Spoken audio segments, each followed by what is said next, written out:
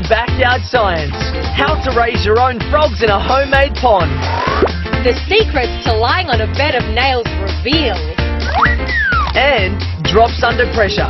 Which one will win the great running water race? Hey, don't just recycle. We're going to show you how to turn old newspapers into a brand new clubhouse.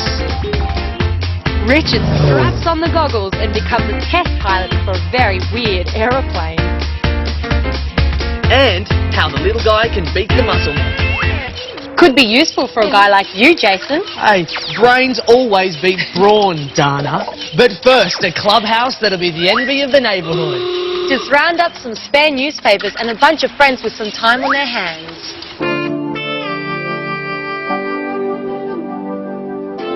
What a sad and sorry lot. I reckon I can think of something to get them going. What these guys need is a clubhouse. Nothing ordinary though. I'm thinking of a clubhouse big enough for the whole gang and made from newspaper. Do you get the idea they're not taking me very seriously? Hey guys, I've got a plan to make a newspaper structure that'll stay standing up. Trust me, by the time we're done, we'll have a clubhouse that's strong and will never blow away. The trick is to make the newspaper sturdy enough. Now, lie a few sheets of paper on top of each other, put a toothpick on the corner and start rolling. Keep it as tight as you can. When you're finished, tape it up. Don't stop now. We're going to need a whole lot of these to make the ultimate clubhouse.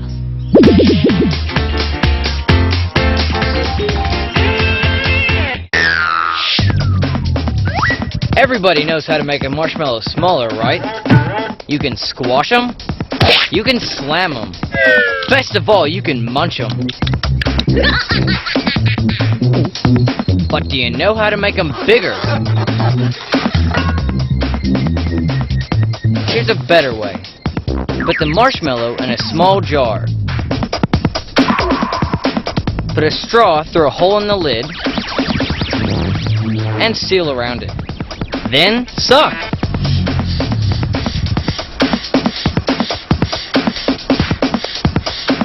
It works because marshmallows are mainly air. There's gazillions of tiny bubbles inside. When you suck the air out of the jar, it reduces the pressure, so the air inside the marshmallow expands. I just wish it would stay that way when you let the air back in.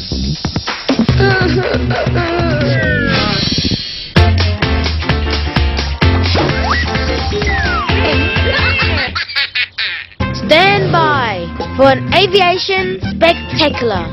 Have you ever seen a glider like this? Who thinks it will fly like a bird? And who thinks it will crash and burn? Let's see. 1, 2...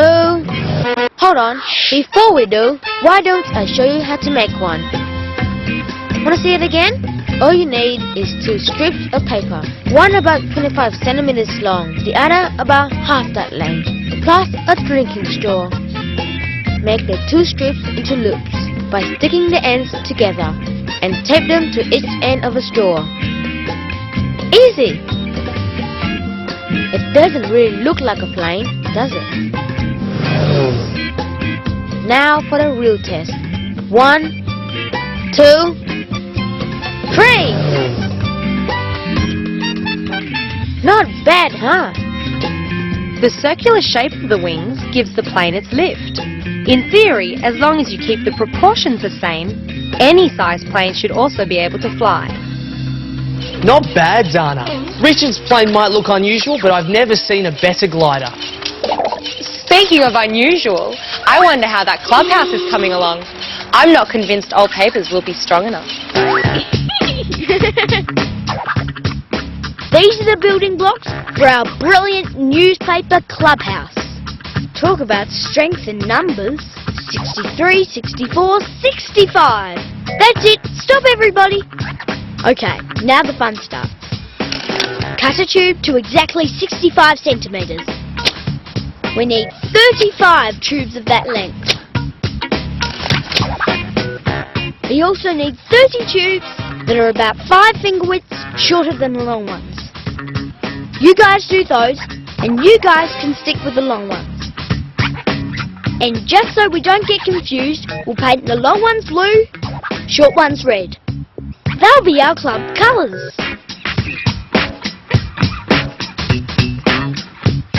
Now, let the construction begin. The trick is to make our building materials stronger by joining them in a clever way. First off, the base. We need 10 longs. Make them into a circle and join them up with some sticky tape. That's our base. Now for the clever part. We combine the long and the short tubes. Okay, red team, put a short tube at each joint in the base. Blue team, put a long tube beside each short one. Back to the drawing board. We need to create a V shape with our red and blue tubes. Tape them together at the base. Fantastic! Now it's these triangular shapes that will give our clubhouse its strength.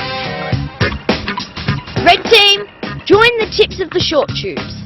Blue team, do the long ones. Believe it or not, our clubhouse is beginning to take shape. Great work, teams. This is going to be the best clubhouse ever.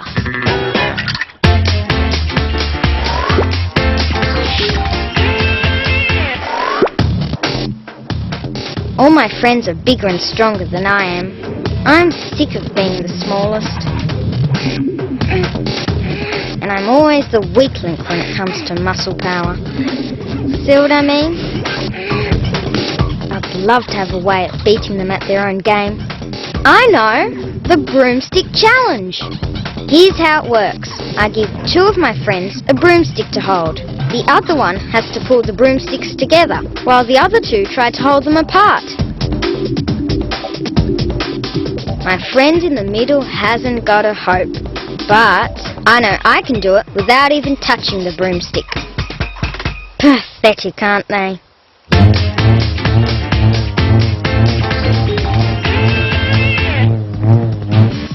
I bet mine bounced higher than yours. You're on. Ready, go. Okay, my turn. Rats, her ball bounces higher. I can do better than that. Watch this. Whoa, let me try that. Whenever a ball is bounced, it has momentum and energy. When 2 balls are bouncing together, the energy from the first gets transferred to the second ball. And that makes the second ball fly off with even more energy. Alright, let's try something that doesn't normally bounce. Fantastic! That works too!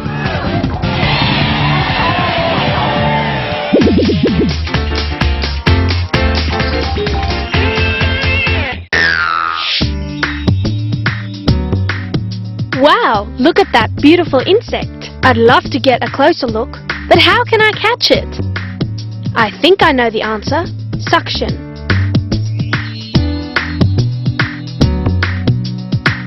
Okay, got my box of tricks. He's going to end up in this jar, and he'll get in through this hole I'm making.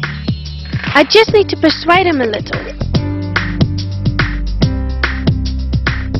These will be my suction tubes. Don't want to swallow the little fella, so I'll cover my end with gauze.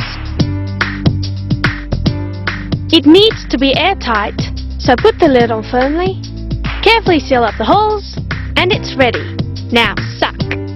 A safe bug catcher for me and the bugs. There you go, a nice soft landing.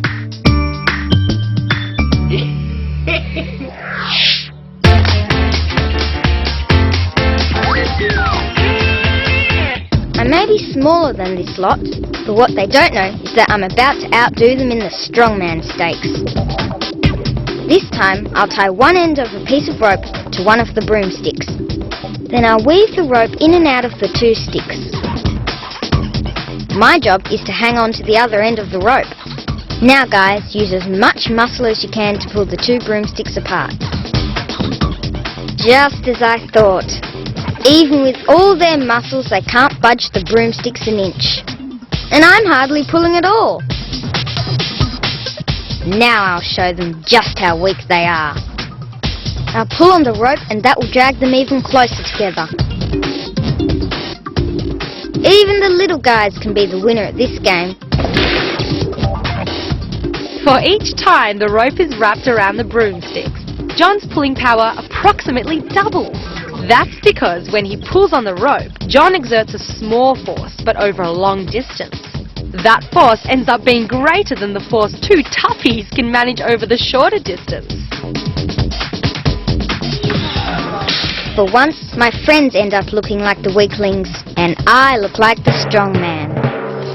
See, Dana? I told you that brains can beat brawn. Okay, Jason, but let's hope there's no weak links at our backyard construction site. Okay, here's the grand floor plan. But we've got to get this job moving.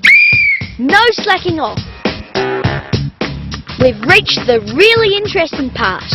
We're starting to build our clubhouse upwards. See how many triangles there are. We're going to use that shape to build our entire clubhouse.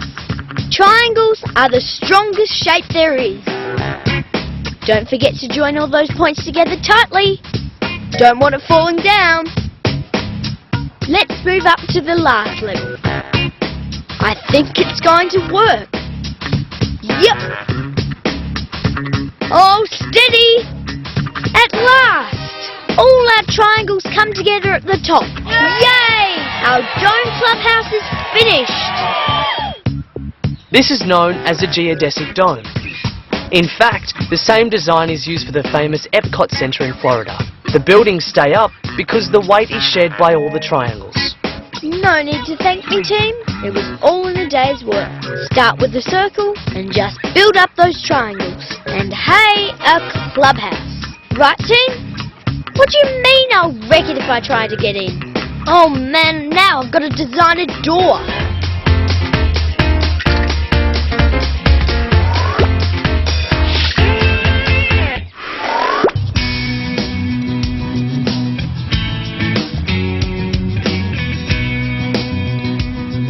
Oh, who's there? Look what I'm doing.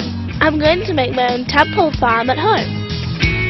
I'm getting all the stuff I need from here.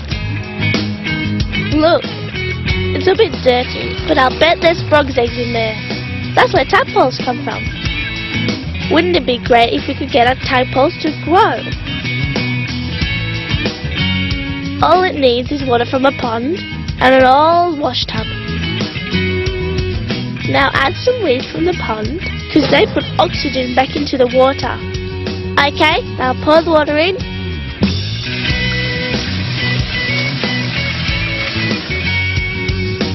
We'll make sure it's got some sunlight because a pond needs sun if it's going to have things growing in it. But too much would cook them. Yep, it's just a matter of time before our little pond is home to a bunch of swimming tadpoles.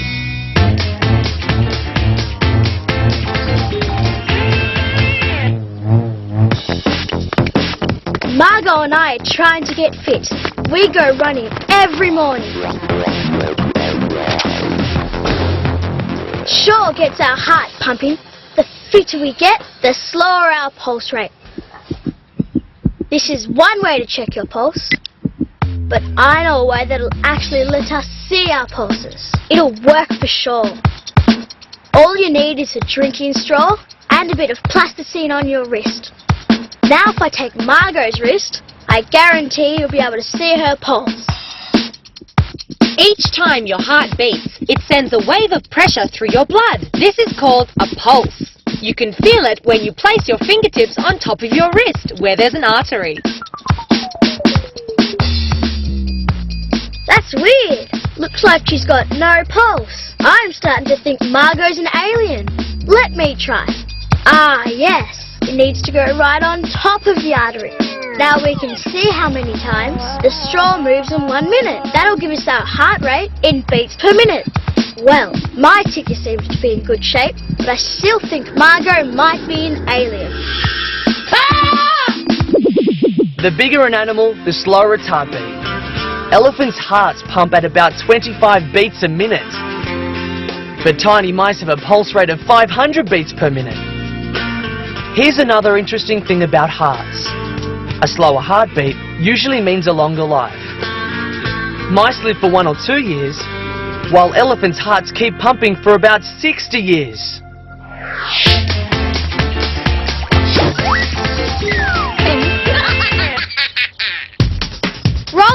Roll up to the greatest balancing act on earth. Oh, I'll never be able to run away from home and join a circus.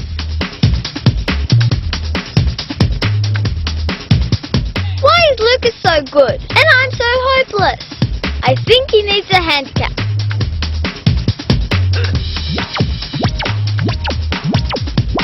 Okay, Lucas, if you can stand for half an hour on 1 foot, I will give you this whole cake.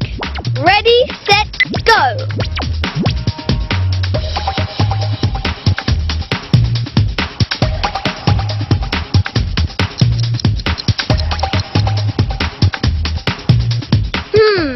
He's too good.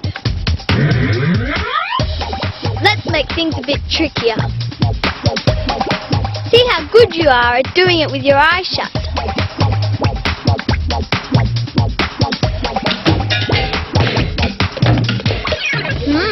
If you have a blindfold on, your balance isn't as good. Okay, Lucas, you're doing pretty well. I think you've earned your cake now. Go for it. Staying balanced requires your eyes and ears to work together. Canals in your ears use fluid to help you balance. And your eyes keep checking on whether you're upright or not. When you're blindfolded, you've only got half your balancing mechanism working, and you might be headed for a fall. I think you'll have to be the circus clown after that balancing act.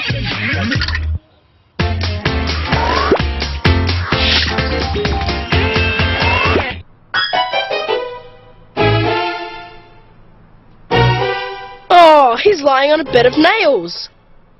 Ouch! That looks painful. I wonder how he did it. I'll make my own bed of nails. Some wood, a hammer and nails, and a stunt balloon to the rescue. I won't be putting a hole in my backside to do it. First, the bed of nails. Okay, nail into the wood. Yep, that's a sharp point. Right, let's see if this can take the balloon without bursting it. Maybe I need more nails. Nope. So how did that guy survive all those sharp points? I remember he had lots and lots of nails. I know. This has to work. Lots of sharp points. Yes! I did it! The balloon didn't break! The more points there are, the more the weight of an object you shed around. So, if there are enough sharp points, the pressure is actually very small. Mind you, I don't think I'd like to sleep on that. Ouch! A bed of nails? No, thanks. I'd never get a good night's sleep. Well, just thank your lucky stars you don't have to spend your life in a murky old pond like Sophie and Ben's tadpoles do. I'll scoop some water out. Oh look! We've got tiny tadpoles in our pond. 1, 2, 3, 4. They look like they're doing really well. Tadpoles hatch from eggs. Then they slowly grow tails so they can swim about. That can take about 6 weeks, but the change can take longer if the weather is cold. I think it's feeding time for the little guys, Ben. Yummy. Boiled lettuce. Tadpoles in the wild normally eat algae, but might not get enough of that in a homemade pond. Boiled spinach or lettuce will do the job. A spoonful or so each day. If they're not eating it all, you're probably giving them too much. That should make them grow.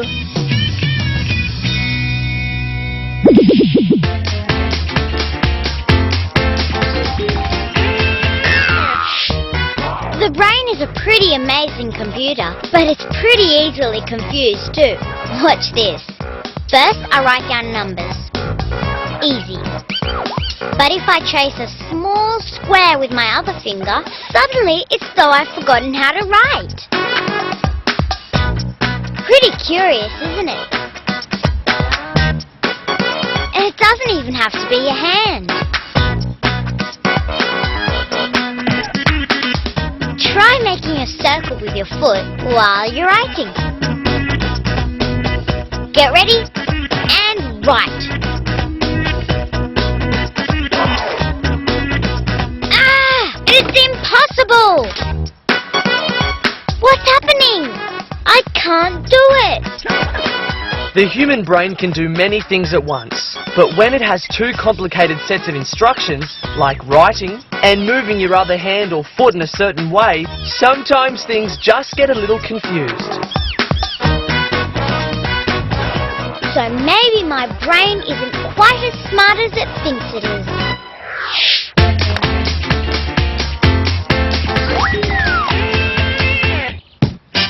How to make water droplets race each other.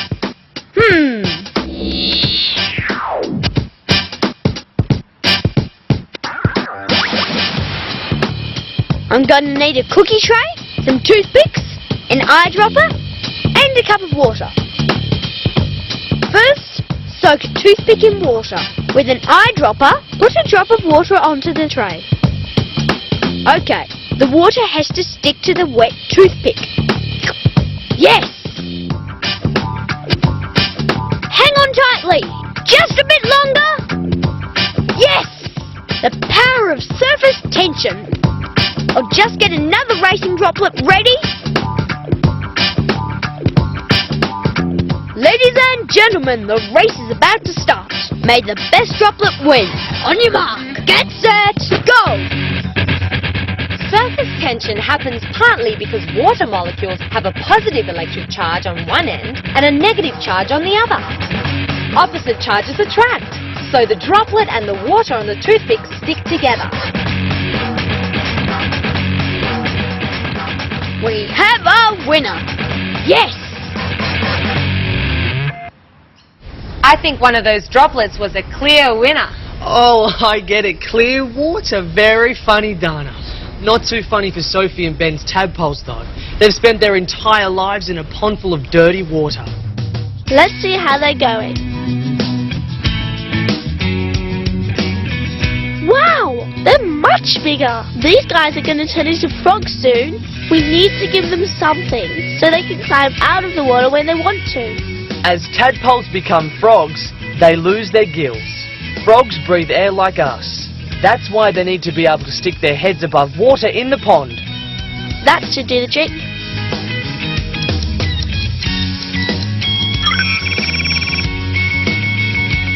Wow! Frogs! They're huge! Hey, it's a beauty, isn't it, Ben?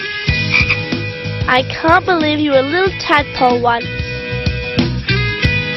I'll get another one.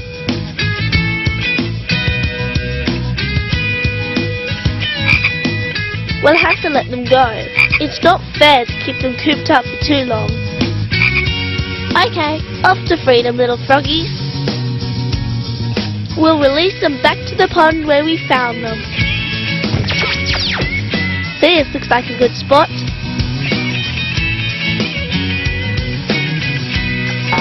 Come on, little frogs. It's time for you to explore your new home.